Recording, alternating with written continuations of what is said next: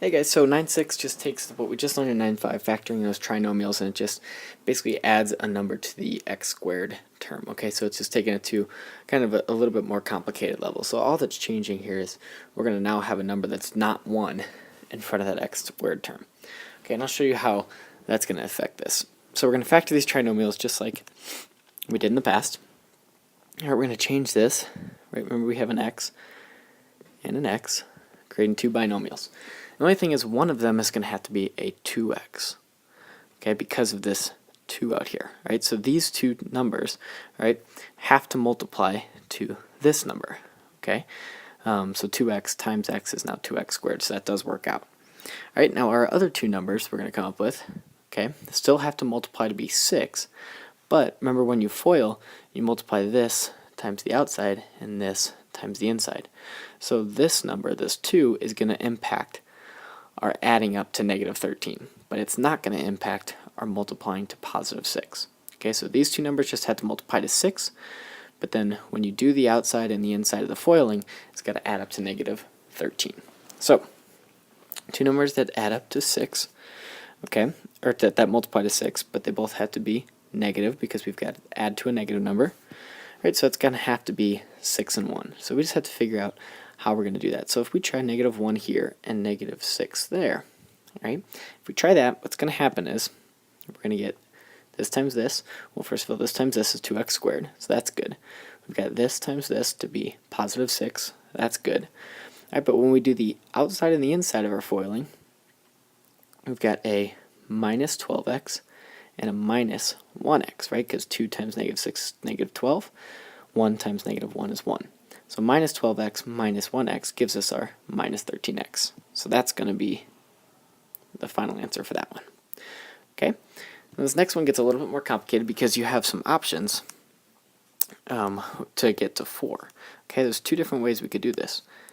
This could be a 4n and a 1n, but it could also be 2n and 2n, right? Because 4n times n is 4n squared, but also 2n times 2n is 4n squared.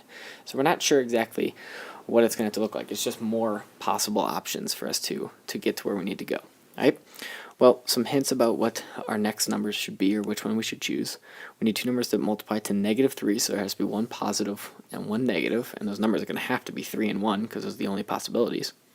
And we have to add to a negative, or to a positive 11. Okay, so if I try over here, it seems like we need the positive to go with a 3, right? Because we need to add to a positive number. All right, so if I do positive 3, negative 1, or positive 3, negative 1. All right, we could try these out and see what we get. So we got 2n times 2n is 4n squared. That's good. 3 times negative 1 is negative 3. That's good. We've got 2n times negative 1 is negative 2n. And this is a plus 6n, so that's going to be a plus 4n. So that one's not going to work. It doesn't seem like this one's going to work at all. Okay? Now over here, we've got 4n times n is 4n squared. That's good. 3 times negative 1 is negative 3. Now we've got negative 4n and plus 3n. That's going to end us up with a negative n, so that's not quite right. So let's try to just flip this around a little bit. Sorry. So what we're going to do is we're going to flip those, and we're going to put our negative 1 here and our positive 3 here, and I'll try it again. Okay, so we have 4n times n is 4n squared, negative 1 times 3 is negative 3, and we got a plus 12n minus 1n gives us plus 11n, so that's going to tell us that this is, in fact, the correct answer. I know it's more complicated, but you're just going to have to try out as many things as you can until you get to the right answer. Okay, number 3 here. All right, so if you have a negative number in front of this x squared term, if you have a negative number there, then you're going to want to pull a negative out, factor a negative out before we do anything else, because you don't want to deal with negatives. So I'm going to take a negative out.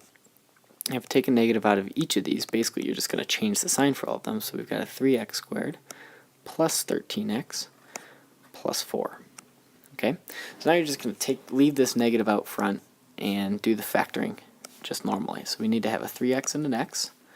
All right, we need to add to or multiply to 4. Add to 13, so we're going to try plus 4 plus 1, And to check this out, we've got 3x squared, that's good. Our negative's out here, so we don't need to worry about that. 3x squared, that's good. We've got a plus 12x, plus 1x is plus 13x, that's good, and 4 plus 1 is 4. So this right here is going to be the correct answer.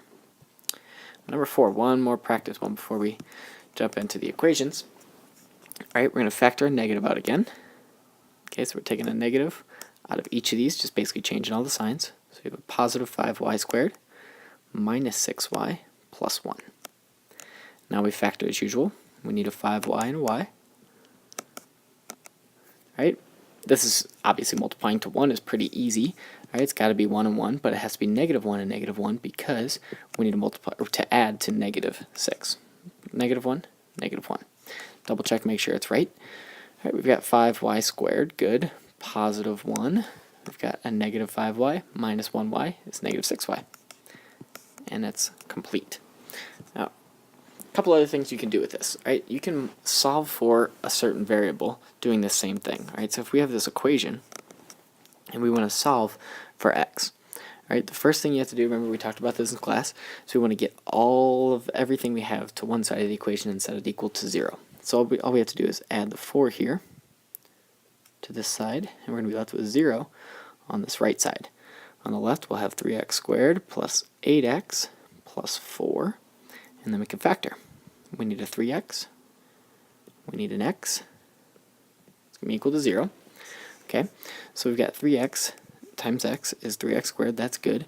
We need two things that multiply to 4, and we need to add to positive 8.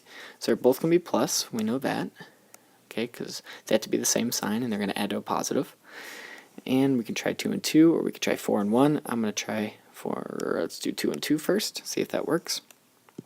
We've got 3x times x is 3x squared, plus 2 times plus 2 is plus 4, and 6x plus 2x is positive 8x.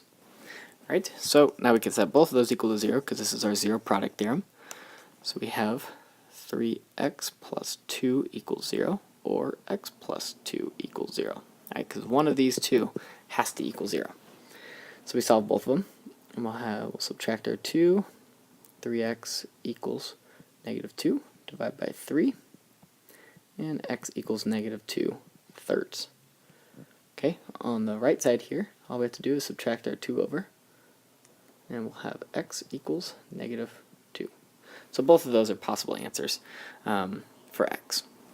And lastly, to find the zeros of a function, remember we talked about this just a day ago, a couple days ago I guess. To find the zeros of a function, if you have something that looks like this, all it's saying is take this and make it a 0.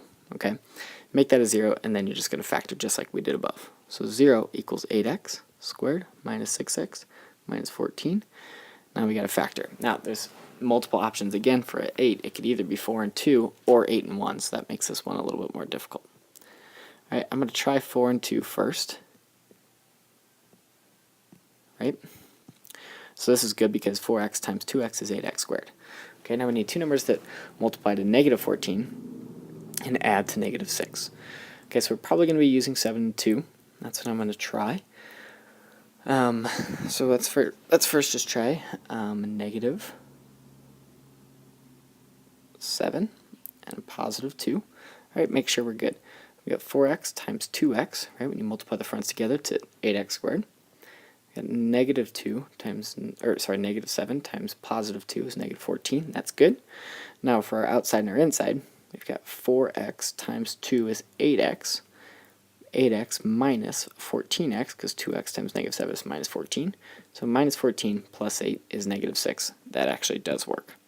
Okay, so now we can solve both of these. So we got 0 equals,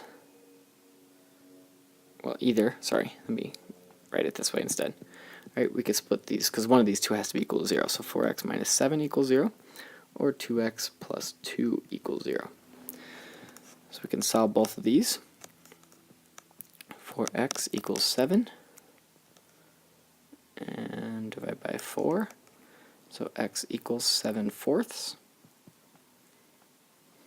or subtract the 2, and 2x equals negative 2, divide by 2, and we'll have x equals negative 1. both of those are the zeros for our functions.